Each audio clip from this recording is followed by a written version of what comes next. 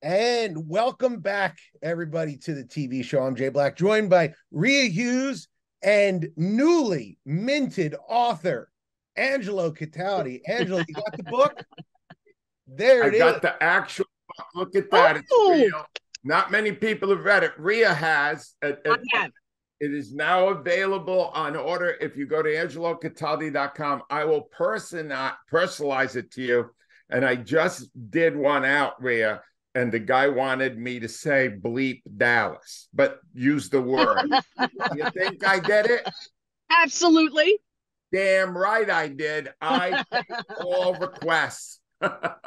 Love what it. I love is Thank over the you, course thank of this you. podcast, we've gotten to see every step of this process as Angelo was Yes. logging on, going, I just finished a chapter. I just finished another chapter.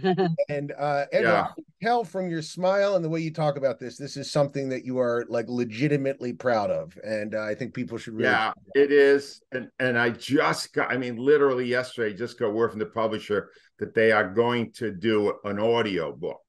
So I'm going to record the whole book. And well, I have read it, and I will tell everybody it's awesome. You will absolutely love it. Thank you. Yeah, that is very kind of you, Rhea. Thank you very much. I sent it to my English teacher from high school, and she never responded. That's not a good sign. How old is she? She's like 80, and I think that she's given me a C minus. One of my former That's students, awesome. I taught high school English for 7 years, and one of my former students is a published author. She writes for Teen Vogue, but she's written for the Wall Street Journal. She's written for all sorts of magazines. She published a book. Her name's Kim Kelly, and as an English teacher, I can tell you, very proud of that young lady. And I think anytime you have any small part of a successful writer, you feel good. So I'm sure Angelo feels good about. I don't know. Later in this podcast, I will be evaluating the writing of one Jay Black. Oh yes, and from Al, currently available on Lifetime. Yeah, my English teacher has not only disowned me, they have gotten a restraining order against me. I think it's coming the way. But let's hop into it because I think this actually dovetails nicely with a story you said, Angelo, in your book.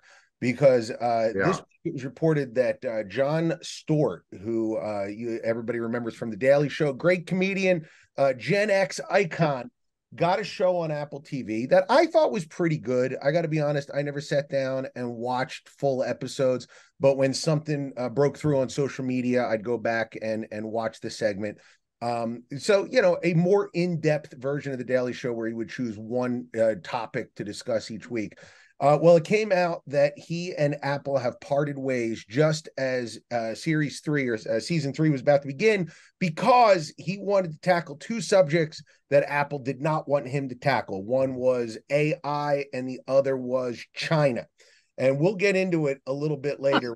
We talk about why maybe it's not a good idea for a multinational conglomerate to have a media company that also hires iconoclastic comedians to do news reporting. Talk about that in a second. But I wanted to get your initial opinion on how much management should be able to control what the content is and whether or not in your radio experience you have gone through either of that. All right, let's just start with this. If you're hiring Jon Stewart, you're surprised when he's controversial. Yeah. Exactly. That would be like hiring me to do a motivational speech. They have to give everybody a suicide hotline number. All right. It's like hiring a stripper for your kid's party and being shocked when she takes her clothes off. Right. I mean, seriously. Perfect. They got exactly what they thought they would get from Jon Stewart. And Jon Stewart is not about to sell off some of the topics that he has strong opinions on because they have a business entanglement with the company.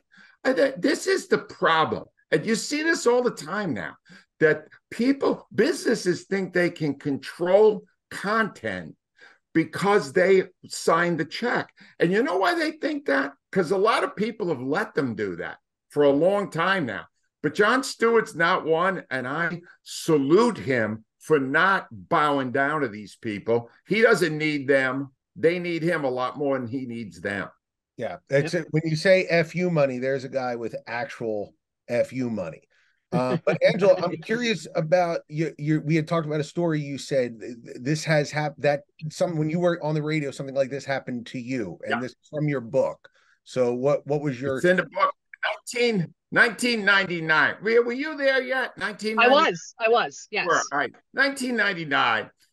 We're rougher than we were later in our tenure. Oh my God, insane! It's insane what we got away with. So I take this group of drunks to the NFL draft, and they booed Donovan McNabb.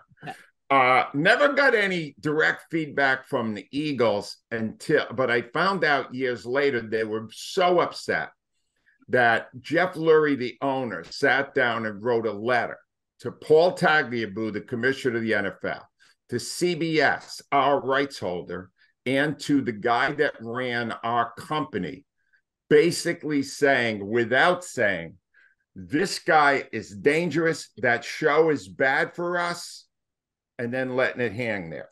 Now, I asked our general manager, Cecil R. Forster Jr., if he thought they were trying to get me fired.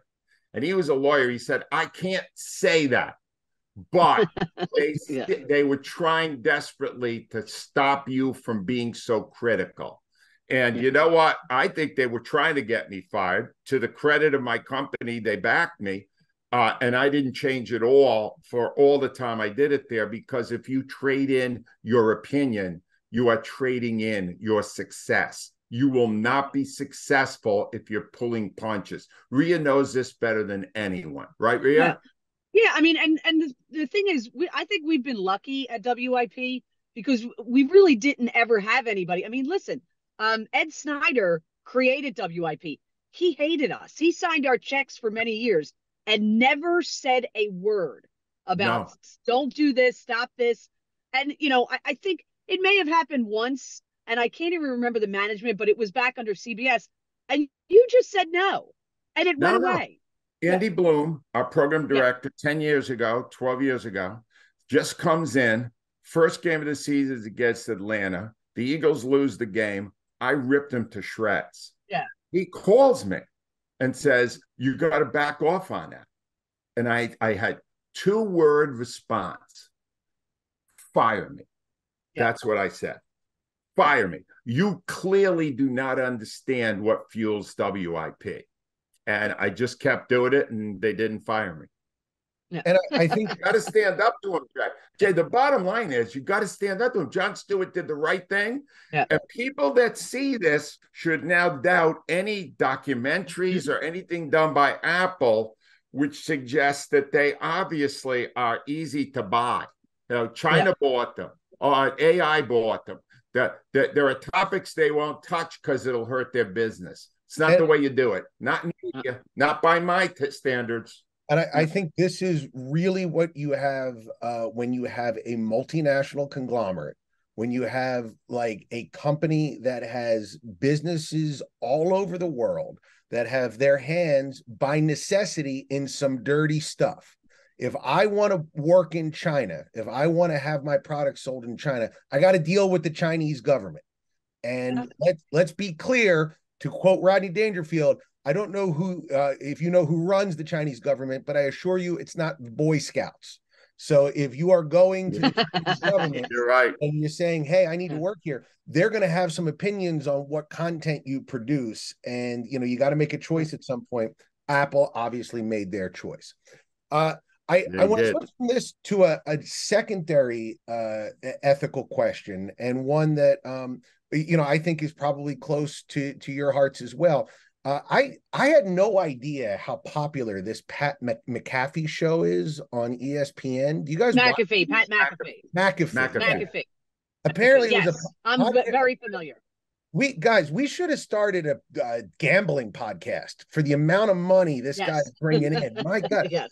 Well, it came out on Twitter that Aaron Rodgers, who does a weekly spot on the show, is getting paid $1 million a year to come in and do that interview. And it took a lot of people by surprise that he was a pay-to-play interview. And a lot of people treated it as a mini scandal. My wife who doesn't follow any of this stuff, she just said, I assumed everybody that was getting interviewed was getting paid. And I was like, I don't assume. I assume the other way. Naive. Nobody Hold gets on, Jay. Yeah.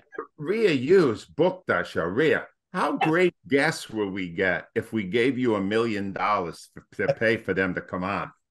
It would have been amazing, since most of the time I had to use my Del Frisco's gift cards that I got Right. to That's get right. them to come on all the time. But we certainly, I mean, listen, we had, the coach is part of the show. It's part of the contract. I think we have players on, or regular players who are on every week. I think the problem with Aaron Rodgers really just comes down to a jealousy factor at ESPN, and that a lot of people don't like Aaron Rodgers. Yeah. Listen, he was providing Pat McAfee with phenomenal content. Yeah. I pretty much didn't agree with like 50% of it, but I checked out the Aaron Rodgers portion of Pat McAfee's show every week because he was always saying something. To me, if, and Pat didn't know how to handle the whole vaccine thing with him. I think that was really something Pat didn't want to deal with. And so I think because of their business relationship, that may have been handled with kid gloves. But, regular weekly guests generally get paid to be on shows. Yeah. And Jay, you should know this too, that in that era where Rhea was using these Del Frisco cards, we even coined a phrase that we would use. We said, Rhea has the meats. Yeah. Yes. By a fast. Yes, I did. That's right. I just want to go on record as saying I was a regular weekly guest for 10 years on your show. I never even sniffed the Del Frisco's card. Someone could have. You want to know why, Jay? Yeah. Wait, there's a reason, Jay. Angelo booked you. I didn't. Yeah. Oh. No, hold on. I ran this. Jay, let's get this out in the open. I ran this by Rhea, and Rhea said Jay Black is not meat worthy. I'm putting that in my bio. Jay Black, not meat worthy. Not meat worthy. Well, let me ask you this. A final question on this. Do you think that a show should disclose that, or no? Do you think people should do their own research on that and figure it out, or should it be disclosed if they're a paid contributor or not? Because MSNBC will do that. If they have on a congressman, it's just a guest. But if they have on a contributor, they say this is an MSNBC contributor, which is a way of saying this is a paid correspondent who's coming in to give their opinion. Do you think it matters at all, or do you think it's just at the end of the day, it doesn't really matter? I think it depends. If you can tell that they're being paid to give an opinion that you want, you never know what Aaron Rodgers is going to say. Sure. So I don't think that there's any control that Pat McAfee has over Aaron Rodgers. So, I mean, listen, we had weekly paid guests. I assumed people know that, when we're having, the certain contributors we had, the Todd Zaleckis, the Ray Dingers, all those, they came on at a certain time every week. When you're asking someone to come on, they're part of the show and therefore they're getting paid, except if your name is Jay Black. Yeah, you were the only one that we didn't give anything to, Jay. That's why we're paying up your podcast. You know what? I'm getting it now. I'm getting the podcast, and in all honesty, you guys probably paid me more in increased revenue at shows than anything else. There you go. When I did a local show, even to this day, if I'm walking around Vegas, people will go, "Are you the same Jay Black from WIP?" And I'll be like, "I am." People they remember that show. All right, let's switch over to America's favorite segment. Okay. Rhea, what do you got for us on British TV this week? So I have a really interesting show. It's called Bodies on Netflix, and it might interest you, Jay, because I kind of think you're into sci-fi a little bit, which I'm not really into. So I kind of went, I'm not sure, but let me try it. So it's called Bodies. It's a really complicated mystery that takes place basically between the time period of 1890 and 2053. It's 4 different detectives from 4 different time periods investigating the same murder. First time in 1890, then 1941, then 2023, and then 20. It's the same naked dead guy shot through the eye with a tattoo on his wrist that keeps showing up in the same alleyway in a Whitehall Chapel section of London. And you're kind of confused at first. You've got and they're really diverse detectives. The 1800s detective is a closeted gay detective. The 1940 detective in the midst of World War II and Hitler is a Jewish detective. You've got a Black Muslim woman in 2023. And all of a sudden, you start to realize that they're starting to collaborate across the years somehow. It's 8 episodes. I'm on episode 6, and it's starting to gel. So they literally have to collaborate across 150 years to solve this massive conspiracy that's going on. And I am just fixated on it. I literally watched chapter 5 and a little bit of chapter 6, episode 6, right up until the Phillies game came on last night. And I went, all right, I can get back to it today. But it's really fascinating. It's a bit of sci-fi, but they do it so well. I don't feel like, and I'm not a fan of sci-fi, I don't feel like I'm watching a sci-fi. I feel like I'm watching a mystery that's unfolding over centuries. That's a heck of a hook. That really is. That's the second in a row you've had a great hook show. That's really interesting. So it's called Bodies on Netflix. It's called Bodies on Netflix. And I tell you, the actors, I don't really know them, but the 4 detectives are phenomenal. I don't really know them from any other shows in England, but they're all really, really good. It's a fascinating story. I'll have to check that out. Very good stuff. Do you have a teen corner for us this week? I do. It's a little bit different, though. This one, my teen segment has to do with the PS5, the PlayStation 5. I think I know what you're going to bring up. Spider-Man 2. Yeah. Spider-Man 2 came out last week. You know that, Jay. And Clark has literally been counting down. So we got it on Friday. And I don't really care for superheroes, but the one thing Clark and I both love together, we're massive Spider-Man fans. When a Spider-Man movie comes out, Clark and I go to see it. This is really cool because it's Peter Parker and Miles Morales, who's the younger Spider-Man, who's come out. The visuals in this are phenomenal. The stories are great. And it's a 1-player game, but I sit there with Clark because I get to pick out the shells that they're wearing, which, Spider-Man outfit. They've included Queens and Brooklyn now. So the beautiful views of them flying through Manhattan and New York City are I love it. We've had a blast playing it all weekend. I've been seeing people posting on Twitter like that the emotional moments of the game are really good. It's good. Yeah. The stories, and so it's actually a video game, but then in the middle of it, there are stories that they're telling Spider-Man stories. So it's really neat. Where do you get it? It's PlayStation 5, and you have to buy the Spider-Man 2 game. Okay. But, you watch it on your TV. So it technically is TV, and he and I watched, played it. Well, he played it. I kind of sat with him and enjoyed it. Well, that is cool. I cannot wait to get home and play it. I've been stuck on this stupid boat. When I get home, that's my plan is to play it. Angelo, what do you got this week? Well, since we have a recurring theme in this show of stand-up comics who write scripts, we'll be getting to Andy Man in Hell shortly.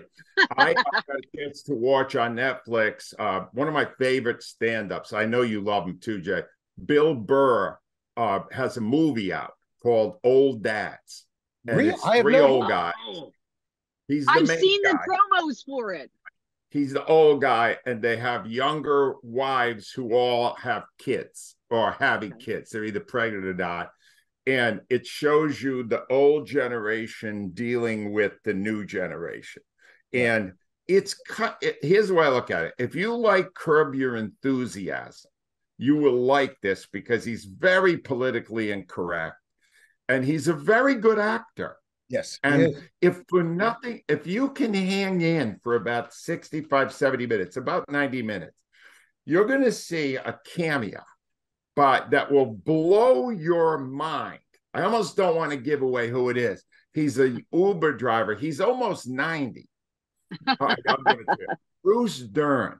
Oh, and Bruce Dern, he's phenomenal in it. He's so he's crazy. I think he's crazy in real life. I think he is crazy. It's worth watching. Old Dads on Netflix. And I had one other comment I wanted to make because obviously everybody in Philadelphia this week is in mourning because the Phillies lost the last 2 games at home. And I'm watching them on television. Yeah. And Jay, I need you to explain to me the inner workings of television. So we had, over the course of a 7-game series, I must have watched 30 times a New Balance commercial with Shohei Ohtani. All right? Oh, God, yeah. Over and over, 4 or 5 times per game. Yep. Zach Braff doing T-Mobile over and over. Pete Davidson, Taco Bell breakfast. Big Papi spraying people with water over and over and over again. Geico, which used to have great commercials with the little gecko. Yeah. They got an umpire. They got baseball vendors coming through the house. They keep playing the same commercials. Same ones. They're going to spend all that money, Jack. Why don't they cut some different commercials so they get a different pitch to the same product? I don't get it. The only thought that I have on that, Angelo, is they got to be spending so much on those 30-second spots that they're trying to ameliorate that, amortize that over a whole bunch of different, like, hey, we'll do a $15 million commercial, but we'll air it 2,000 times, so we'll get our money's worth on it. That's the only thing I can think of, because everything you're saying either has computer graphics in it or a big star that they would have had to pay a ton of money to be in it with. Yeah. That's the only thing. But it to me, it's not working. I'm less likely to buy a product when they've annoyed me that much. Yeah. You know what? I think what their goal is to get New Balance in your brain. And it doesn't matter. You might be annoyed now, but 5 years from now, when you're thinking about buying sneakers, New Balance will be in there. That's, I think, the point. Jay, to let you know, Angelo wore New Balance when they weren't cool. So New Balance has always been in his brain. Thank you. I was what you call a trendsetter. That's right. Angelo Cataldi from New Balance. Well, before we get to the Handyman from Hell review, which I can't say I'm super looking forward to, I have a review of Joanna Robinson's new book about the MCU, which is the first 15 years of everything that happened that created from the very first comic book movies in the 90s through till yesterday, the most powerful interconnected series of movies of all time. And, Kevin Feige has now produced the most popular series of all time, and everything that happens behind the scenes to allow that. If you are a fan of how business dealings create art, which I very much am, and this goes right to what we were talking about. How do these commercials get made? How did the decisions get made at Marvel to make all these movies? You think that they had a grand story? They did not. They would retrofit stuff from one movie back to another movie. And a lot of their decisions were financial. When they were deciding on which people got the blip, at the end of Infinity War, when the people disappeared, they had baseball cards made up. And on the front of the baseball card, they had the actor and the character that they played. And on the back of the baseball card, how much money they cost the company to make the movie. And they made their decisions based on the story prospects, but also how much do we have to pay them to be in the next movie? So all of these things coalesce together. It is a very well-written, straightforward story that easy to follow. If you care about business and commerce and art all mixed together, you can't go wrong with it. MCU by Joanna Robinson. Download it or buy it today, but not before you buy the Angelo Cataldi book, Loud. That's the one you should buy. Yes. Buy Angelo Cataldi from angelocatadi.com. But Joanna Robinson, that's a library book. Angelo you buy, get the Joanna Robinson book. Exactly. All right, we'll don't go to the library with my book. I don't get paid. All right, we'll finish out today's show. Rhea, I guess, have you had a chance to see the movie? Did you watch Handyman? I did. Oh, no. I did watch it. And just to let everybody know, Jay gave me a chance, I don't know, maybe 2 summers ago. I actually read the screenplay. Yes. So it was really interesting for me to have read the screenplay, and then I got to actually see the movie. I told you to change something in the movie, and you didn't listen to me at all, so I'm very proud of you on that. But Angela and I were texting last night. when you open a movie, I'm not. I don't. Can I just say the one way somebody got killed just Yeah, to sure. get people to watch the movie? Yeah. When you open a movie with killing somebody with a nail gun, I'm like, all right, this is going to be pretty interesting. So that was pretty funny. And Well, all right, I want to take this, Jay. I'm going to host the rest of the show for a reason, because I want you to explain to us television, and you could do it. This is a good. And the reason I'm saying this is because I watched the entire movie. All right, Okay. I enjoyed it. The nail gun got me. The nail gun hooked me. When I saw that in the first 5 minutes, I went, wait, I think he just killed off the main character. I thought he did too. Another direction. So I want to know, all right, and it's a story about this crazed handyman who gets into people's houses, attractive women, and then kills them. He's a lunatic. Yes. All right. I want you to explain this. Let's start with this. So it's on Lifetime.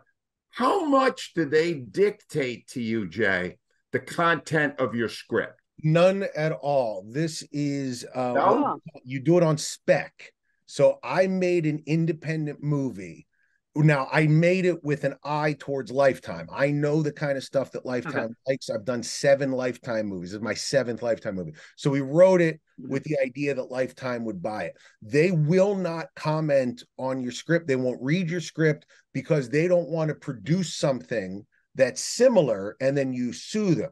So you can't even give them an idea of what you're doing. I've done 7 movies. I know the people that buy those movies very well, but the way it's done is you make the movie, they watch it when it's done once and decide if they want to buy it. That is how it's done. Oh, wow. Hold on. So you're saying to us that on your own, you came up with a scenario where a handyman would come into women's houses and kill them with nail guns? Yeah, so a couple of things on that. Yes. First off, this actually, it was kind of out of a joke that, because I would say the 2 things that Lifetime wants very much is a nice kitchen, because women love looking at nice kitchens. Yes. And number we do.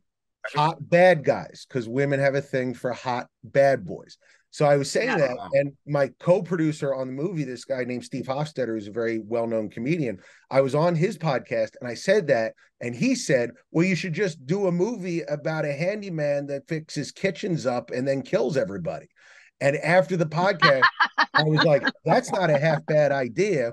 And then a year and a half later, the movie exists. So that's how it came. And And Frank Caliendo's in it. I loved. I'm not going to give away how to use him.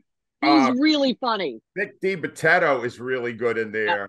Michael Ian Black is also in it in kind of cameo performances that are pretty funny.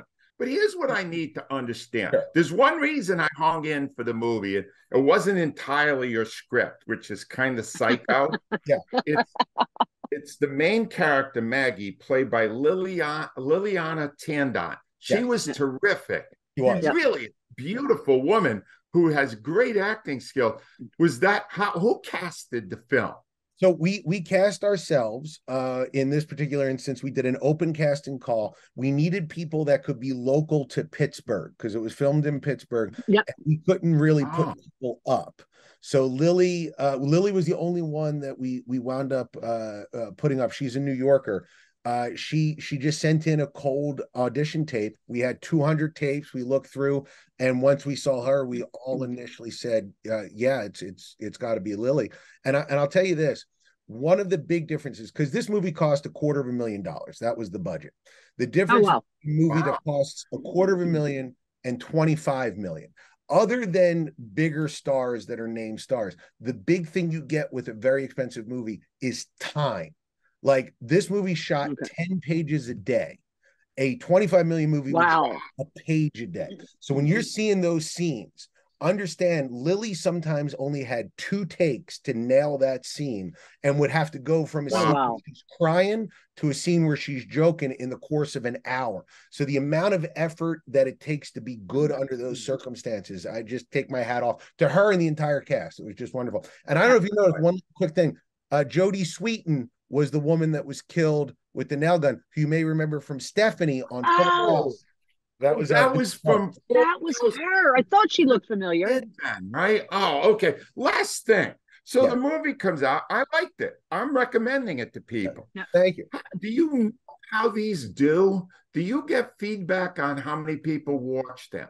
Yes. So Lifetime will often write us after the movie's done, a week and a half, 2 weeks later, and give us like a, hey, movie did really well for us. You know, another one like this wouldn't be terrible. Or they might write, hey, this one was kind of a miss. Maybe we don't do this type of movie again. So we'll get some feedback later on.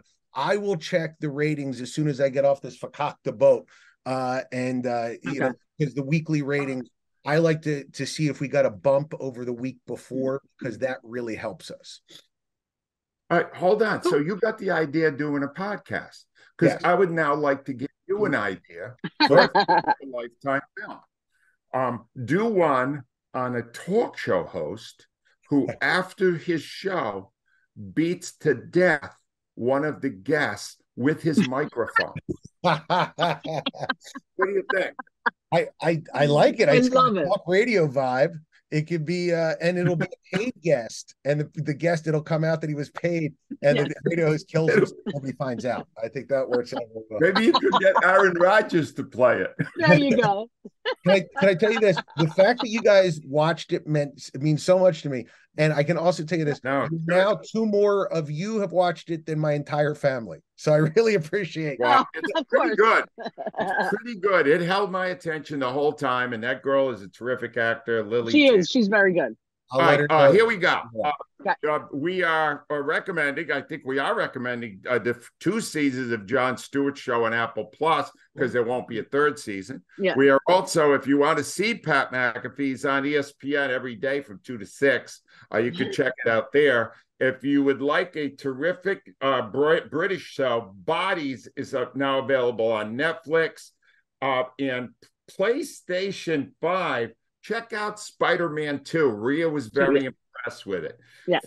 Finally, if you're a reader, there's a book out on the MCU by Joanna Robinson.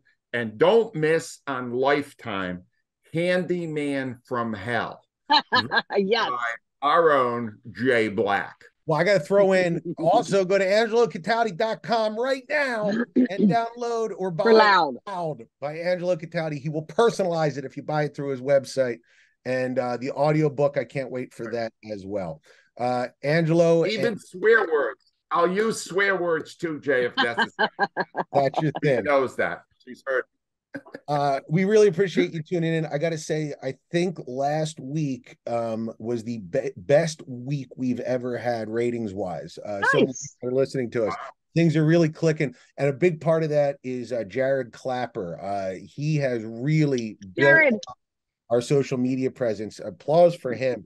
My goodness, everywhere I turn, I'm getting an update. I'm like, this TV show keeps tweeting at me. I was like, oh, it's our show. That's great. So Jared, great work. Yes. Keep the momentum Good going. job, Jared. Thank you. If you like our show, tell a friend. We keep growing each week, and things are just onward and upward. Check out Angelo Catati's book. And guys, thanks. We'll see you next week.